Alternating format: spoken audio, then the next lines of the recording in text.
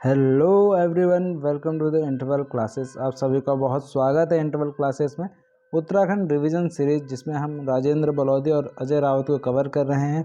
उत्तराखंड की संस्कृति इसमें हमने सबसे पहले स्टार्ट की है, जिसके अंदर आज हम 3 टॉपिक्स को करेंगे, प्रमुख मेले, त्यौहार और वाद्य यंत्रों को। और ये इस सीरीज़ की तीसरी वीडियो है, तो इस वीडियो से जुड़े रहिए और इससे रिलेटेड जो टेस्ट पेपर्स होते हैं वो आपको हमारे टेलीग्राम चैनल पे मिल जाएंगे। तो आप टेलीग्राम चैनल को दिए हुए डिस्क्रिप्शन लिंक से जाइए, ओपन कीजिए और वहाँ से आप क्या कहते हैं उस टेस्ट को लगाइए। टेस्ट बिल्कुल फ्री है, उसकी कोई भी चार्जेस नहीं है, तो आप फ्री में उस टेस्ट को अवेल कर सकते हैं। तो देखिए, शुरुआत करते हैं हम आज की वीडियो की। तो उत्तराखंड के प्रमुख मेले या उत्सव, तो यहाँ पे हमने उत्तराखंड का एक सिंपल सा मैप बनाया हुआ है। तो आप भी कुछ ऐसा मैप बना सकते हैं जिससे आपको लर्न करने में कि क्या होगी, आसानी होगी। ठीक है, तो देखिए स्टार्ट करते हैं वीडियो को। तो देखिए, सबसे पहले अगर हम बात करें उत्तरकाशी ज़िले की, वहीं से स्टार्ट करते हैं। तो यहाँ पे आपका नागरज हो गया, बिस्सू है, ठीक है, माघ मेला है जो कि बड़ाहाट वाले क्षेत्र में मनाया जाता है, कंडक मेला है, खरसाली है और सेलकू है। तो ये कुछ क्या था फेमस मेले उत्सव हैं जो उत्तरकाशी के अंदर बेसिकली मनाए जाते हैं। ठीक है, तो ये आपको ध्यान रखना है। ऐसे ही इसके बाद अगर हम बात करें देहरादून वाला क्षेत्र, ठीक, तो ये वाला जो एरिया है ये देहरादून का है। इसमें झंडा मेला और आपका जखोली मेला, ये 2 मेला यहाँ मनाया जाता है। इसके साथ ही अगर हम बात करें तो कुआनो मेला, नुणाई, भद्राज, टपकेश्वर, लखवाड़ और मागठी पोखरी मेला, ये आपके क्या था फेमस है, कहाँ पर, देहरादून के अंदर। ठीक, और इसके बगल में अगर हम बात करें तो देखिए ये हरिद्वार वाला एरिया है, यहाँ पर आपका क्या है, कुंभ मेला बहुत ही ज़्यादा फेमस है। तो ये आप ऐसे डायरेक्टली याद कर सकते हैं। इसके बाद देखिए इसके बगल में लगता हुआ जो आपका है ये टिहरी गढ़वाल है। टिहरी गढ़वाल में देखिए, टिहरी गढ़वाल में हमने अलग से लिखा हुआ है। तो यहाँ पे आपका रवाई किसान विकास मेला, संस्कृति मेला जो कि माधव भंडारी की याद में मनाया जाता है, वीर गब्बर सिंह मेला जो कि 21 अप्रैल को मनाया जाता है, सुरकंडा देवी मेला, ठीक है, गुरु मानिकनाथ जात यात्रा और सेममुखम मेला और चंद्रबदनी मेला और रणभूत मेला, ये सारे आपके कहाँ पर हैं, टिहरी गढ़वाल में है। इसके साथ ही देखिए राज राजेश्वरी, नाग टिब्बा, ये सारे फेमस कहाँ पर हैं, तो ये आपके टिहरी गढ़वाल के अंदर फेमस है। और रुद्रप्रयाग की अगर बात करें तो यहाँ पे पर्यटन विकास मेला होता है जो कि बहुत फेमस है। इसके साथ ही अगर हम बात करें पौड़ी गढ़वाल की, तो देखिए पौड़ी गढ़वाल के अंदर आपका गेंदी, ठीक है, पहाड़ी हॉकी जिसे कहते हैं, वो मेला होता है। कर्णावाश्रम में मेला लगता है, ताड़केश्वर मेला और वीर चंद्र सिंह भंडारी स्मृति मेला जो कि 23 अप्रैल को लगता है। और इसके साथ ही दंगल मेला, मुंडनेश्वर मेला, ज्वाल्पा देवी मेला, ये सारे के सारे कहाँ पर फेमस है, तो ये सारे के सारे पौड़ी गढ़वाल में फेमस मेले हैं। ठीक है, अब अगर हम बात करें चमोली की, ठीक है, तो यहाँ पे देखिए कर्ण उत्सव, किसान विकास मेला, काश्तकार जो कि आपका ग्वालदम में लगता है, ग्वालदम मेला, गौचर मेला 1943 से स्टार्ट हुआ है, हरियाली पूड़ा, तिमुड़ा, रम्माड़, नौठा और शहीद भवानी मेला और आपका दल मेला। ठीक है, तो ये सारे के सारे आपके कहाँ पर हैं, तो ये चमोली ज़िले में स्थित है। ठीक है, उत्तरायणी कहाँ पे होता है, तो ये आपका रुद्रप्रयाग के अंदर उत्तरायणी मेला मनाया जाता है। आगे देखते हैं। देखिए इससे पहले मैंने आपको बताया था रुद्रप्रयाग में यहाँ पर एक और चीज़ कि पर्यटन विकास मेला भी कहाँ पर है, ये आपका रुद्रप्रयाग में मनाया जाता है। अब देखिए आगे बात करते हैं हम पौड़ी गढ़वाल का। मैंने आपको बता दिया, यहाँ पे देखिए पॉइंट लगाया हुआ है मैंने, पौड़ी गढ़वाल और रुद्रप्रयाग को आपको बता चुका हूँ। और यहाँ पे आपका बागेश्वर में उत्तरायणी मेला मैंने बता दिया आपको। ठीक है, और ये देखिए अल्मोड़ा के अंदर गोलजू उत्सव होता है, स्यालदे और सालम रंग, ये आपका कहाँ पर है, तो अल्मोड़ा के अंदर है। इसके साथ ही अगर अल्मोड़ा की बात करें तो यहाँ पर शहीद दिवस जो 5 सितंबर को मनाया जाता है, नंदा देवी मेला, सोमनाथ मेला जो कि रानीखेत में होता है, गणनाथ मेला और बगवाली पोखर मेला, ये आपके कहाँ पर है, अल्मोड़ा में फेमस मेले। ठीक है, उधम सिंह नगर की बात करते हैं तो चैती मेला, अटरिया मेला, शहीद महोत्सव, ये सारे कहाँ पर होते हैं, उधम सिंह नगर में। और नैनीताल की अगर हम बात करें तो जियारानी मेला और सीतावनी मेला, ये आपके कहाँ पर है, तो नैनीताल में प्रसिद्ध मेले हैं। ठीक है, और अगर हम देवीधुरा बात करें तो ये आपका चंपावत में लगता है देवीधुरा मेला। और इसके साथ ही चंपावत में आपका लड़ीधुरा, मानेश्वर जो कि दुधारू पशुओं की बिक्री के लिए लगता है, और दीप महोत्सव, बगवाल, ठीक है, और ये आषाढ़ी कौथिक भी से बोलते हैं, ठीक है, बड़गवाल को।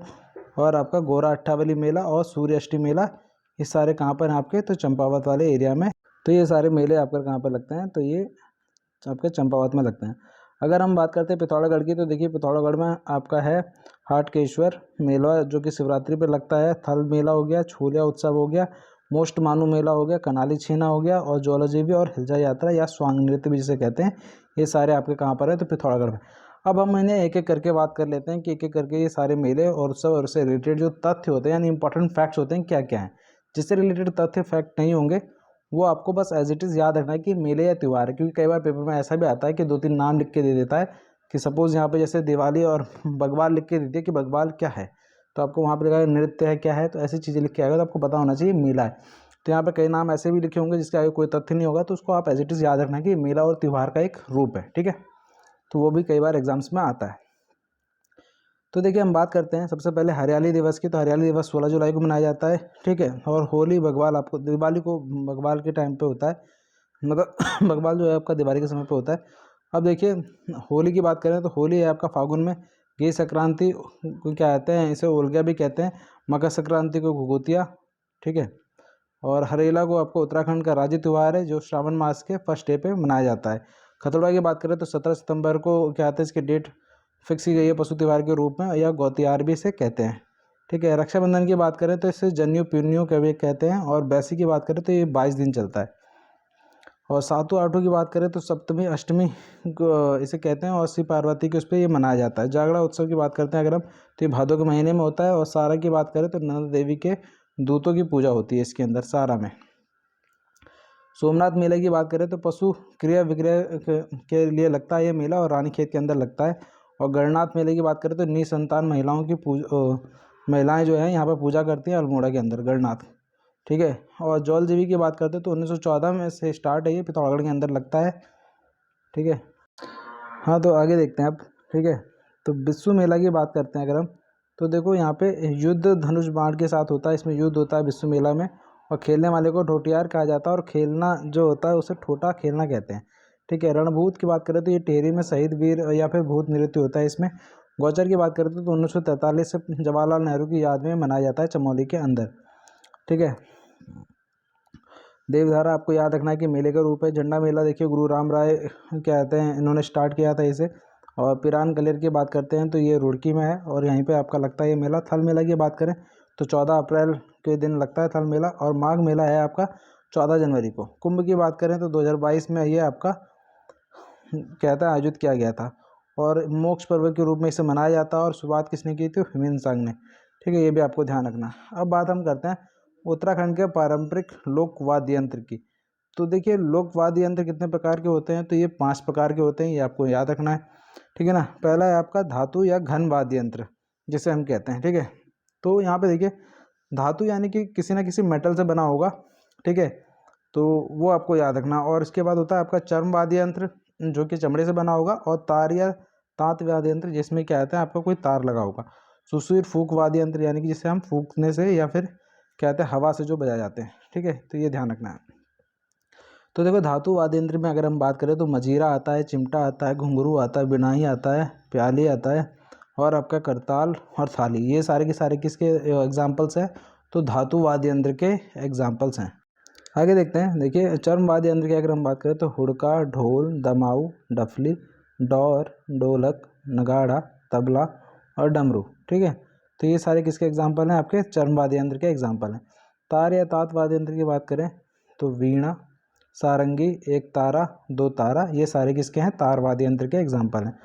अब देखिए सुसूर या फूक वाद्य यंत्र की बात करते हैं तो बांसुरी या अलगोजा जिसे कहते हैं, ठीक है, रणसिंगा या अंगोरा जिसे कहते हैं, शंख, मसकबीन जो कि स्कॉटलैंड का प्रमुख क्या कहते हैं एक वाद्य यंत्र था जो यहाँ पर भी एक फेमस है, मोचंग, भौकर, नागफनी या तुरही, ये सारे क्या हैं आपके सुशीर वाद्य यंत्र हैं, ठीक है ना। अब इनसे रिलेटेड फैक्ट की बात करें अगर हम, तो उत्तराखंड में लगभग 36 प्रकार के लोक वाद्य प्रचलित हैं जिन्हें क्या कहा जाता है, निम्न श्रेणियों में बांटा गया है, ठीक है ना। आगे देखते हैं हम, 36 प्रकार के हैं जिसमें से हमें क्या कहते हैं इन श्रेणियों में बांटा हुआ है इसे 8 श्रेणियों में जो आपको दिखाई दिया, ठीक है ना। भगवान शिव के डमरू को संसार का आदि वाद्य यंत्र माना जाता है। तो अगर आपसे सवाल आता है कि आदि वाद्य यंत्र किसे कहा जाता है तो भगवान शिव के डमरू को, ठीक है। ढोल को सर्वप्रथम नागवंश यानी नाग संघ ने वीरों को प्रोत्साहित करने हेतु बजाया था, ठीक है। और ढोल का प्रयोग आईने अकबरी में भी मिलता है। और ढोल के साथ क्या होता है आपका दमाऊ का प्रयोग किया जाता है। तो ये आपको ध्यान रखना है कि ढोल के साथ किसका यूज़ किया जाता है, तो दमाऊ का यूज़ किया जाता है। और ढोल दमाऊ राज्य का सबसे प्राचीन प्रमुख वाद्य यंत्र है, तो ये बहुत ही इंपॉर्टेंट लाइन है। आगे हम बात करें कि ढोल औजी जाति के लोग बजाते हैं, जिन्हें कहते हैं दास कहते हैं। तो ये आपको ध्यान रखना है। ढोल तांबे व साल की लकड़ी से बना होता है। ढोल सागर जो रचना है ये गुरु खेकदास यानी गुरु कश्मीरी द्वारा लिखी गई है। कहते हैं ढोल सागर जो है रचना है ये गुरु कश्मीरी द्वारा लिखी गई है। ठीक है, देखिए ढोल सागर को गुरु गोरखनाथ संप्रदाय की देन माना जाता है। और ढोल सागर की भाषा जो है वो आपकी ब्रज भाषा है, जबकि कुछ शब्द इसके कुमाऊनी और गढ़वाली में भी हैं।